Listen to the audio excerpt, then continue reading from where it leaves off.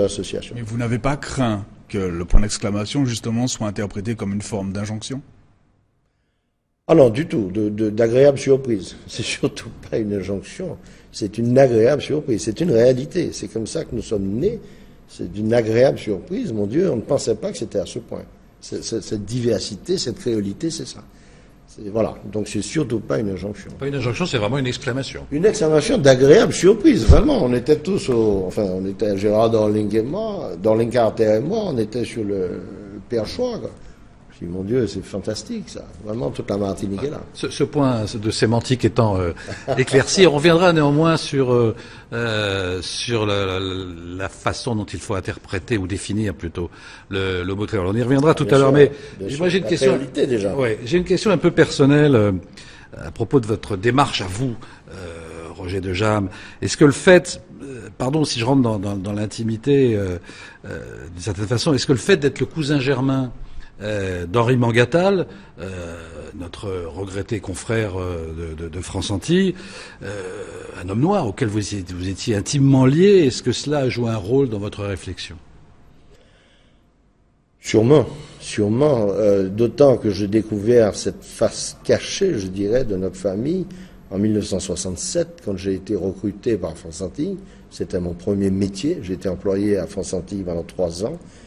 Et je découvre là un homme, alors que j'avais déjà dans ma vie rencontré, puisque j'ignorais qui il était, je ne savais pas qu'il était ce qu'il était dans le journal. Je le rencontre à France Antilles, nous lions d'amitié, vraiment une amitié en dépit de la différence d'âge, jusqu'au jour où il m'apprend qui il est. Il est mon cousin germain. Nous avons le même grand-père. Bon.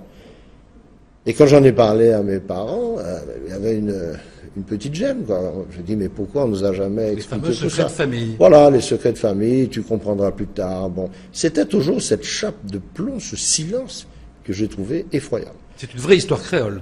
C'est une vraie histoire créole, si vous voulez.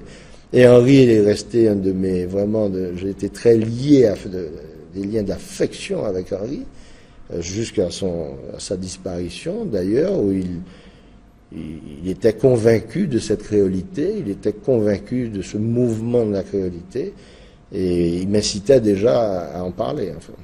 Eddy, est-ce qu'il vous reste des amis parmi les Békés avec cette histoire de pétition pour la reconnaissance de l'esclavage comme crime contre l'humanité? Mais ce sont ces amis-là qui ont signé. Oui, mais je parle des autres, moi. C'est quoi le cercle s'est agrandi ou il a considérablement diminué? Le cercle s'est élargi. Parlez-nous des menaces que vous avez reçues. De quelles menaces? Aucune menace. Enfin, des menaces verbales. Enfin, bon, les gens dans la communauté Béké. Aucune menace. Des gens ont dit, je ne vais pas signer ce document-là.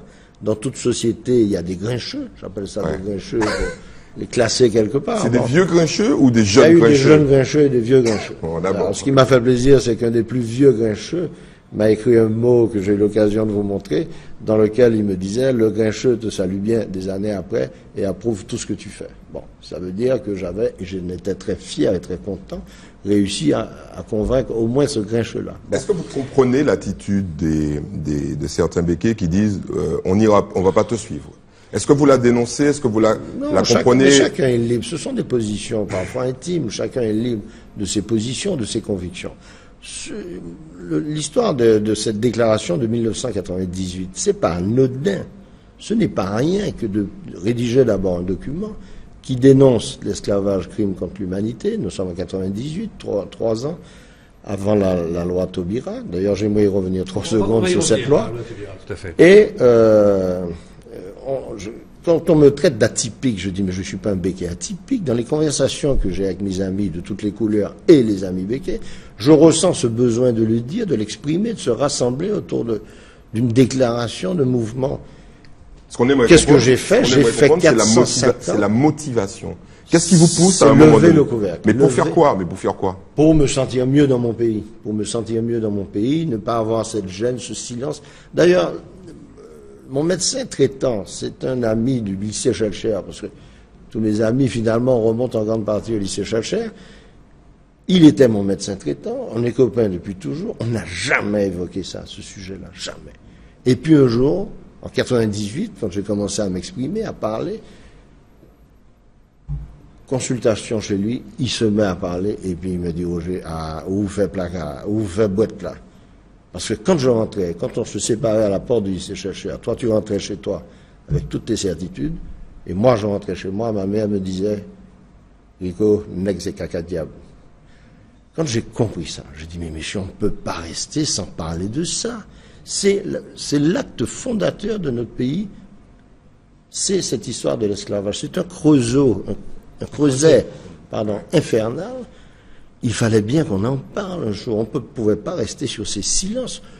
Aujourd'hui, j'ai reçu des courriers de Becquet qui me dit, Roger, merci, je vous l'ai montré, je crois, oui, en préparant l'émission, nous nous sentons mieux dans notre peau. Des Becquet qui ont écrit ça. Merci. 450, alors, je pense même qu'il y en a 500, mais je ne vais pas faire des comptes très précis, 400 à 500 Becquet ont apposé leur signature sur ce document, qui n'est pas anodin. C'est de dire que quelque part dans notre passé, nos ancêtres ont commis un crime que nous dénonçons. C'est pas anodin, c'est fort, c'est important, c'est grave. Ben, 500 personnes m'ont accompagné. Et à l'époque, nous ne fonctionnions en 98 que par fax, la démarche était difficile. Aujourd'hui, avec Internet, je pense qu'on a eu 1000 signatures. 1000 signatures. Alors, en même temps, c'est presque mieux pour l'histoire qu'il y ait ces documents écrits. Ouais, tout à fait. Ouais. Ce sont des témoignages. Alors, ce ne sont pas seulement des signatures. Des gens, ils sont venus à poser une griffe sur un papier. Souvent, la signature était transmise avec des commentaires, dont celui que je viens de citer. On se sent mieux dans notre peau, mais assis, on a ouvert la porte. Il y a un appel d'air, là, on se sent mieux. Moi, personnellement, je me sens beaucoup mieux. Et les critiques n'ont jamais été violentes, d'une part. Et elles ont été... Il y a eu des refus, des gens qui ont dit, écoute, on comprend tas de trucs, mais on ne t'accompagne pas. Allez, on reste en retrait. OK. Mais il n'y a jamais eu d'attaque, de critique, de... Non. Alors sur cette catharsis, peut-être encore une question de Mike Kirasque. Justement, sur les membres de la communauté Becquet qui ne souhaitent pas, qui ne veulent pas vous suivre, est-ce qu'ils sont très nombreux? Et qu'est-ce qu'ils vous avancent comme raison à cette volonté? Ils s'en foutent? Ils trouvent que c'est stérile? Enfin... Bon, il y en a beaucoup qui disaient, et ça je lutte contre cette position, attends, ce machin-là remonte à 150 ans, on ne va pas ressasser le passé en permanence. Et je dénonce cette attitude de balayer d'un revers de main quelque chose qui a été si grave, si violent. Enfin, pour ma part, je l'ai dit à cette table, vous l'avez rappelé, en 98, c'était une saloperie, l'esclavage. Bon, on ne peut pas balayer ça, même 150 ans après. Dire, oh, monsieur, on n'en parle plus. Non, je pense qu'il fallait en parler beaucoup plus tôt. Malheureusement, on n'a pas fait. Aujourd'hui, il faut connaître notre histoire. Nous avons un passé douloureux dans des domaines, dans tous les domaines, comme toute société, finalement, mais la nôtre a été particulièrement violente. Il faut en parler, il faut l'assimiler. Et je crois que finalement, on connaît mal notre histoire. Pas assez, peut-être. Alors qu'il y a tous les documents, parce qu'on a eu la chance, si on peut dire que tout ça a été écrit. Bon, je trouve qu'on n'exploite pas assez notre histoire, et c'est une des missions. Notre association Tous Réels, dans ses statuts, a inscrit la nécessité de mieux faire connaître notre histoire et de célébrer le 22 mai. Car c'est l'acte fondateur de notre pays. Qu'est-ce qui se passe le 22 mai 1848? D'un côté, on avait des êtres humains, de l'autre, des choses, des meubles. Bon. Pour la première fois, le 23 mai 1848, le gouverneur Rostolan, avant même le décret d'application, c'était la énième révolte. Il ne faut pas imaginer que la vie de la Martinique était calme et sereine.